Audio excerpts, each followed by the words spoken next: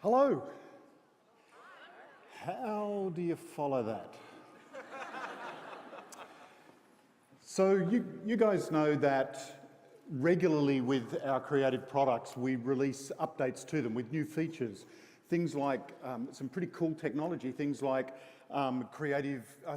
content-aware fill, or even whole new products like Character Animator that you saw before. Well, a long time before we actually create these as features and release them in the products, they actually start in a team called the research team. The research team is full of computer scientists, computer engineers, seriously a nerdy bunch of people. And the cool thing is at Adobe is that they are a really creative, fun, nerdy bunch of people. So what I'm going to do is do a little bit of crystal ball gazing into the future and show you some of the work of the research team and look at some of the stuff that they've been working on for the future. Now, some of these things may end up as a feature in the product. Some of these things you may never see again, and some of these things you probably should never see again. But they're pretty cool. The trouble is they're all held together at the moment by sticky tape and rubber bands. And I'm going to show you a whole bunch of different demos. Some of them are probably going to fail. So I need your support. In fact, I'm a firm believer in the Tinkerbell principle. Do you know Tinkerbell in Peter Pan, where Peter Pan's about to drink the poison and Tinkerbell flies in front, drinks the poison, collapses. But if all the little boys and girls in the world clap their hands, then Tinkerbell will come back to life. I am depending on that today for you to help me through these demos. So please give me some support. So I'm going to leap through them fairly quickly. And the first of these, Julianne showed a little bit of a preview of earlier in Lightroom.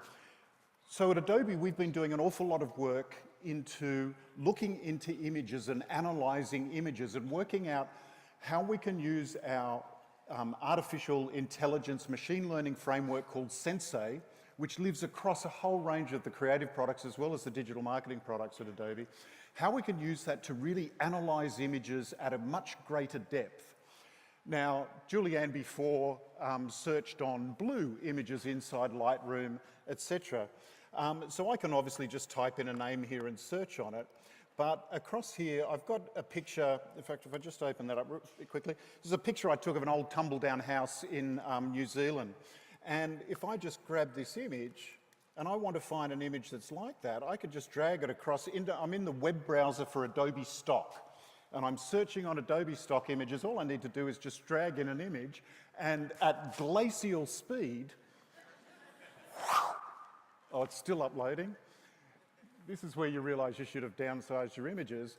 I start to get a whole bunch of houses back, not just, thank you, Tinkerbell.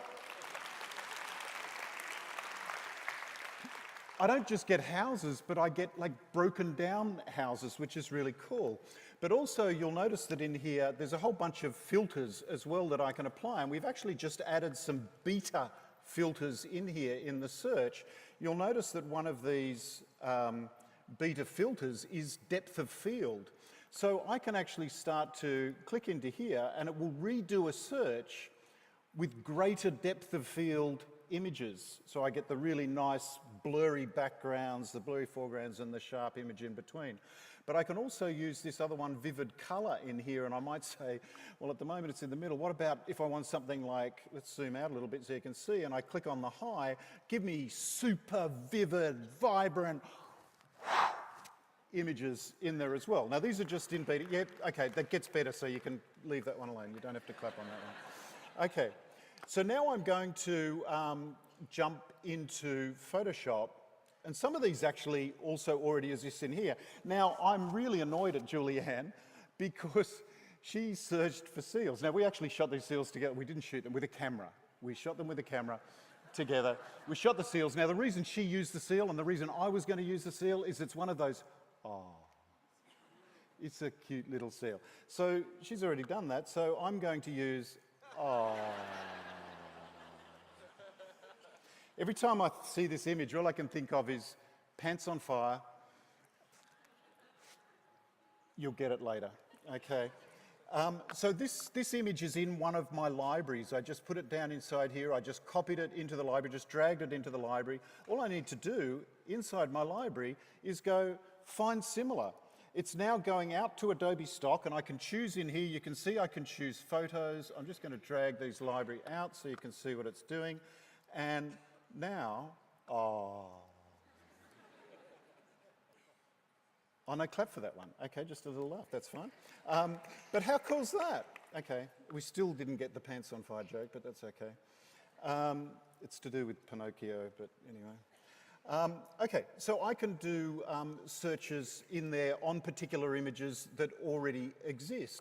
But what happens if I don't already have an image and I want to search on something, I've got an idea. Like, so for example, you know, in Japan, there are those gates, you know, the big, huge gates, and I keep forgetting the name of them. Otherwise, I could search. I could type in here a search for it, but what I'm going to do is I'm going to jump to just a blank window in here, and I'm going to grab my paintbrush tool. You know the ones I'm talking about. Actually, let's just move that out of the way a little bit further, and I'll choose the layer that I'm working on. Okay, you know, they look like this, and I'm just going to draw this really quickly. Let's just draw, you know, it's a line like that. Then they've got the shorter gate underneath, and then I think, you know, there's like the gate looks like this. It's got another line down here. You're starting to get the idea of what I'm talking about. You know, these curvy bits up here sort of go up in the air. In fact, I think these even sort of extend out a little bit here. That's sort of what I want. So all I'm going to do is I'm just going to grab that image, and let's close this search. I'm just going to drag that image into my library. I'm now going to control-click and say Find Similar. It's now going to go out to Adobe Stock. I'm looking for photos, but I could also look for illustrations, vectors, videos, etc., you name it. And I've now got image searches. Yes! Woo! Okay, things are working so fast. Something's going to break in a minute. Okay, so that's sort of pretty cool. So, but what happens if I didn't even draw something, if I just maybe just...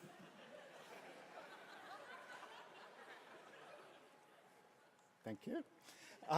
What happens if I just had something like, I'm just going to put this library away for a minute. Let's just dock that back down in there. No, okay, don't dock in there. See if okay, there we go. So if I don't have a library, what happens if I just, I'm going to search over here on the web and do it. So this particular image here, I basically want to get a person with a dog. So all I'm going to do is in Photoshop do a search on that and then refresh my browser, and now hopefully, yeah? But that's sort of cool. So I get all these images down here. I have no idea, like, really? And that's unfortunate. But I've got these pictures. But you notice, oh, whoops. But do you notice the person's here and the dog's on that side? What happens if I didn't want that? What happens if I want the dog over the other side, over here, and then I do another search, and then I refresh, and now I get the dog on the other side. What we've done in this particular demo, this particular one I'm showing you now is called Concept Canvas. And it's looking at spatial awareness, not just colors, objects, etc., because we're analyzing all of these using Adobe Sensei. We've even gone past that, and we're now looking at spatial awareness. So you can not just say, oh, look, I want a dog and a person. You can say, where do you want those in the image? So if you're doing layouts for magazine covers, while I'm doing this particular demo, I want to give a huge shout out to Hailin Jin, who is the engineer who developed this technology, an absolutely awesome guy. But what happens if I didn't want the dog? So let's hide the dog.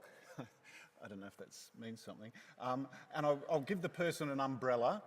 And then maybe I'll put some water in the background. See what that's going to give us. So let's do a little search on that and refresh on that. So person, umbrella, water. What do we get? Oh yeah, sort of, yeah. This is technology that'll be coming in the future, but it's really the level of analysis that we're doing on images, any images that you're creating or anywhere. Okay, so what I'm going to do next, I'm going to jump across and I'm going to make, I'm going to use this image here, which I grabbed. I wanted to, I'm pretending that's an image of the audience here. Bear with me, work with me, but I actually got that off stock earlier.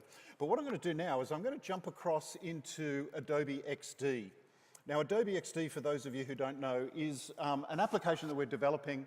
It's still in beta, but it's for rapidly designing and prototyping mobile applications. It happens super fast. Now, you can see I've started to build out an application here for actually for the conference. So I've got all of the sort of speakers, I've got the menu items, and you will see, you've probably downloaded this style app. Now, this is the front screen that I've got here, so I'm just going to zoom in a little bit more there. And I just want to build this front screen out a little bit more. So I'm going to just grab the rectangle tool. Let's just draw a little rectangle in there. I can turn the border off. I'm going to grab the fill tool, which is ironic because my brother's name's Phil and he's also a graphic designer. And I can change the colour of that. So I'm going to jump, I actually don't want to put a colour in there, I just want to put that image. So I'm just going into Photoshop, let's just pull that aside a bit, let's just grab that image and drag it straight across there, and I've got the front page done now. I'm sort of pretty happy with that. But what I want to build out next is, I've got the agenda done, but I don't have the speakers done. So I'm going to jump to the symbols library, and here we have a whole bunch of symbols. You can save any combination of things as symbols. I'm going to drag, I've already sort of made a button here, I'm just going to drag that across. You can see there's Gareth in there. Let's hide Photoshop down. I've got some resources sitting inside here that I'm going to use in a moment. But that's only one button to one speaker, so I want to create a few more buttons inside there. So first of all, I'm just going to ungroup that symbol so I can use the elements. I'm going to come up and choose repeat grid so I can make a whole bunch of buttons, and then now we've got a whole bunch of Gareth speaking, which would make for an awesome seminar, but I think we want to add the others. So I'm going to come across to the folder here that's got the other speaker picks. Let's just pick everyone in there. I'm going to drag those across, dump them in here. I've got the text here for their names. This is their names. Let's put that on there. I've also got their job titles, and let's dump that on there. So now I've got basically the speaker page done. Seriously, I'm going to run out of time before I finish those. You can't clap anymore. There's no time. So if I come back over to here, I now want to make this app actually work. So what I'm going to do, I've been working in the design module, I'm now going to go to the prototyping module, and you'll see I've started to link some of these things already. But I'm going to zoom out a little bit and then move this across a little bit. So I've got Gareth in here. Let's drag down. Awesome speaker. I don't want that to dissolve. I want it to slide left. I'll see in a minute if that works. Let's grab Nicole. Oh my God, what a talk. Seriously, how good was that? Let's just grab a few more of these, just drag them down. Oh, that wasn't Timothy. Sorry, Timothy. Oh, I dragged it to the wrong one. And grab this one. That'll do. That's enough on there. You get the idea. Let's just see how that's working. So here's my mobile app running. I click on Gareth, it goes to Gareth. I go back to the speakers again. I can go to Nicole, it goes to Nicole. That's sort of cool. But what happens if I plug in my mobile phone and let's get this running pretty quickly. This is always, whenever I show my phone on stage, this is where my wife texts me. Yeah, not good. Please don't text me.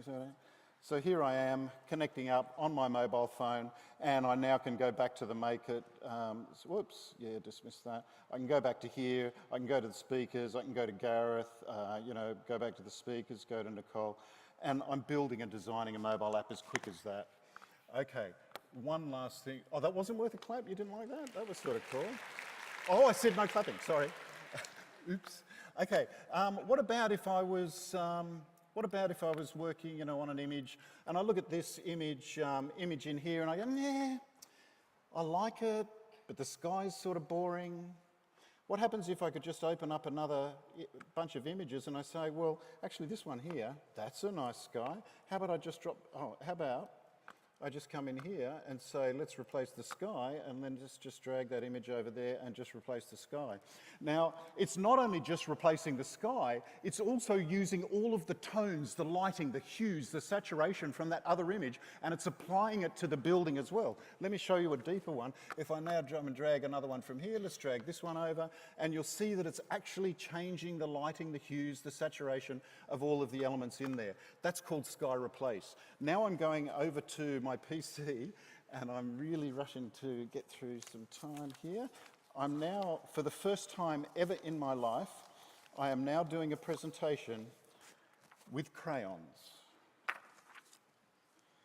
Yes. Okay. I have no idea how we're going to use this one.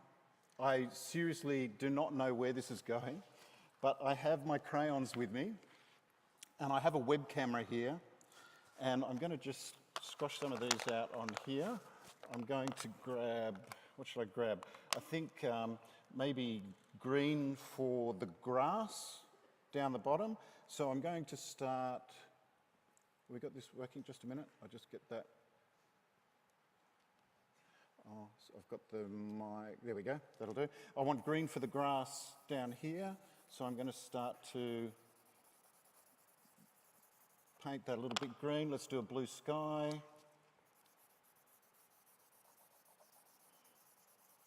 You can tell this is why I haven't used crayons before.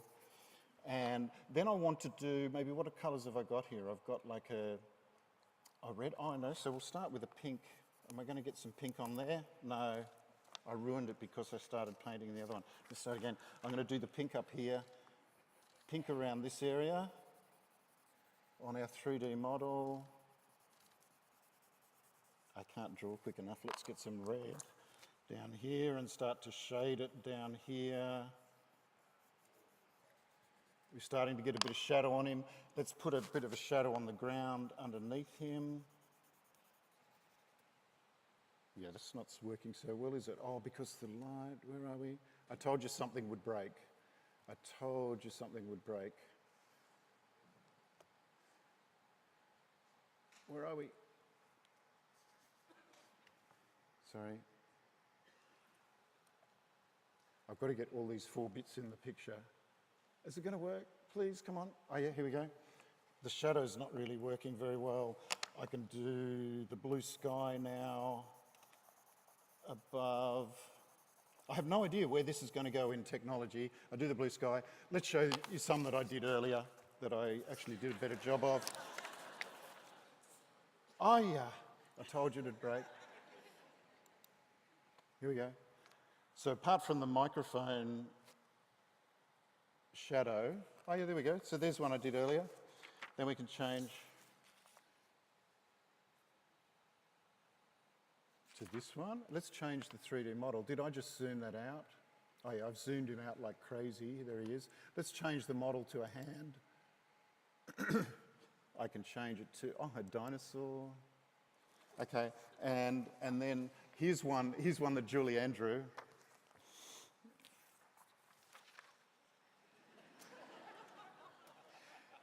That's why she's a photographer. Okay, and one last one to finish off. I'm really going to need to rush. This last one I'm doing is, and I've lost, I've lost my shortcut. Sorry, let me go and search for it really quickly. Sorry, this is the bit that's is obviously breaking. Let me open this up. Sorry, this is a bit unorganised. Please work. You've got to love a demo that starts with a server. Okay, so here, this is a demo called, or a product called Wet Brush. And what one of our, or a couple, in fact I think a couple of our research scientists have done, is they've looked at paintbrushes and oil paint, and they have been able to exactly technically replicate the behaviour of brushes and bristles. So in these brushes, there are thousands of bristles working, or hundreds anyway, I think. Hundreds of bristles working. It's working with the actual viscosity of oil paint, the mixing of oil paint, all of the wetness and how it dries over time. In fact, if it doesn't dry quick enough, you've got a little fan up here to dry it. And at the moment, this is working, and I want to say a huge thank you to Wacom. I'm using an Intuos Pro Wacom tablet here with the art pen. The cool thing about the art pen, it's the only one with rotation. So if I start to come on here, at the moment I've got not a very exciting colour, so let's maybe pick a red up here. I've got a very small brush at the moment on here, but let's maybe change the size of the brush. And I'll show you, as you start to paint, you're getting exactly the behaviour. And if I do the rotation, you can see I can sort of rotate the brush around, and I'm getting thickness on the page. Now, just to show you the thickness really quickly, if I come in here and turn off the pigment, you'll see exactly what I'm talking about. That's the depth and the colour and the texture of the paint that I'm working on. But let's get rid of that for a second. And if I come back over and choose another colour before the paint dries, it's already dried a little bit. But you'll see I'm starting to get some of that red is getting onto my brush. I can come across and start painting. Now look, I am not an artist, so I'm going to show you really quickly a finished painting done with this. And if I load a file and I load this portrait, this is a piece of work done with wet brush. If I again show you the texture on it, taking off the pigment, you can see the texture. I've still got this on the middle. Let's move that off the screen. You can see on there the texture and the quality of wet brush. Folks, I managed to get through it without anything broken. Thank you very much for your time.